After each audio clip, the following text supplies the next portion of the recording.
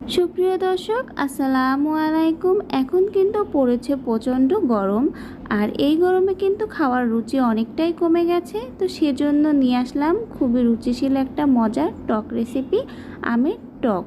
গরমের সময় খাওয়ার শেষ পাতে যদি এরকম একটা টক হয় তাহলে কিন্তু মন্দ হয় না। তাহলে চলুন আজকের রেসিপিটা শুরু করি, আশা করি ভালো লাগবে। আর যারা এখনও আমার চ্যানেলটিকে সাবস্ক্রাইব করেননি তারা অবশ্যই সাবস্ক্রাইব করে পাশে থাকার অনুরোধ রইল। আম টক করার জন্য এখানে আমি প্রথমে নিয়েছি কাঁচা আম। আর বাজারে কিন্তু এখন সচরাচর কাঁচা আমটা পাওয়া যায়। আর কাঁচা আমটা আমি এখন উপরের সবুজ খোসাটা ফেলে ছোট ছোট করে কেটে নিব।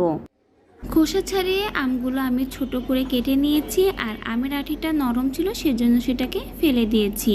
আর আম টকটা রান্না করা কিন্তু খুবই সহজ, অল্প সময়ে রান্নাটা করা যায়। এখন কড়াইতে আম টক করার জন্য পরিমাণ মতো পানি দিয়েছি। আর এর ভিতরে দিয়ে দিয়েছি কেটে রাখা আমের পিসগুলো। আর দিলাম স্বাদ মতো লবণ, হলুদ গুঁড়া, পেঁয়াজ কুচি এবং কাঁচা ঝাল কুচি পরিমাণ মতো। এখানে আমি রসুনটা দিব না, পরবর্তীতে যখন আমি ফোড়ন দিব তখনই রসুনটা দিব।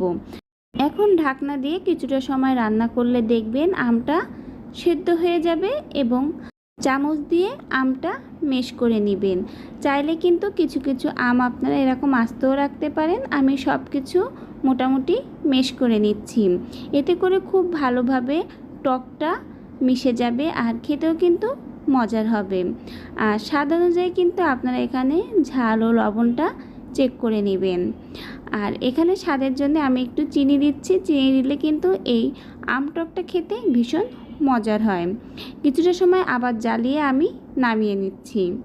ফোড়নের জন্য এখন আমি কড়াইতে পরিমাণ মতো তেল গরম করে জিরা ও রসুন কুচি ফোড়নের জন্য দিয়ে দিয়েছি। কিছুটা সময় এটাকে আমি বাদামি করে ভেজে নিব। ভাজা হয়ে গেলে এর ভিতরে আম টকটা ঢেলে দিব। কিছুটা সময় নাড়িয়ে চাড়িয়ে আমি ঢাকনা দিয়ে আমের টকটা আরও কিছুটা সময় রান্না করে নিব।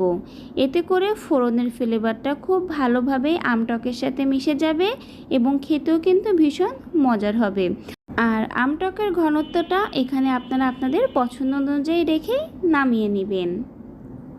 তৈরি হয়ে গেল আমার গরমের দিনে রুচিকর একটা খাবার, আম টক। এটা কিন্তু গরমের দিনে খাবারের শেষ পাতে খেলে ভালোই লাগে।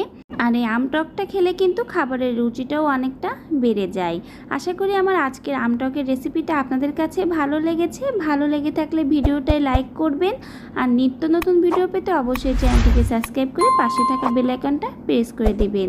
আজকের ভিডিও থেকে এখানেই বিদায় নিচ্ছি। আল্লাহ হাফেজ, আসসালামু আলাইকুম।